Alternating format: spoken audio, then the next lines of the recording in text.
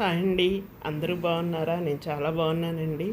రేపు మన 76వ గణతంత్ర దినోత్సవం అండి. అదే రిపబ్లిక్ డే అండి.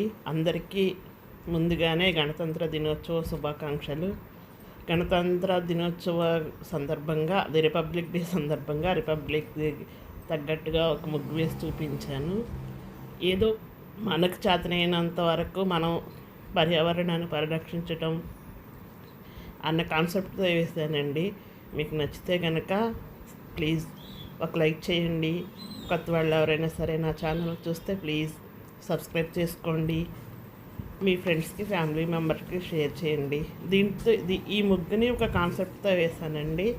మన జాతీయ జెండా మధ్యలో అశోక్ చక్రం, అలాగే పర్యావరణం అంతా పాడైపోతుంది కదండి. పర్యావరణాన్ని పరిరక్షించమని ఒక మేఘాల్లో నుంచి వర్షం వచ్చినట్టు చెట్లన్నీ కొట్టేస్తున్నారు కాబట్టి చెట్లని రక్షిస్తానికి, చెట్లని కాపాడమని, ఆడపిల్లలపై జరిగే అగాత్యాలు ఆపమని, సేవ్ గర్ల్ అని, గర్ల్ చైల్డ్ అని, అలాగే మన అంబేద్కర్ గారు రాసిన రాజ్యాంగాన్ని మనందరం పాటించాలి కాబట్టి రాజ్యాంగాన్ని ఫాలో అవుదామని రాజ్యాంగం బుక్కు ఏదో నాకు చేతనైనంత వరకు వేసి చూపించానండి.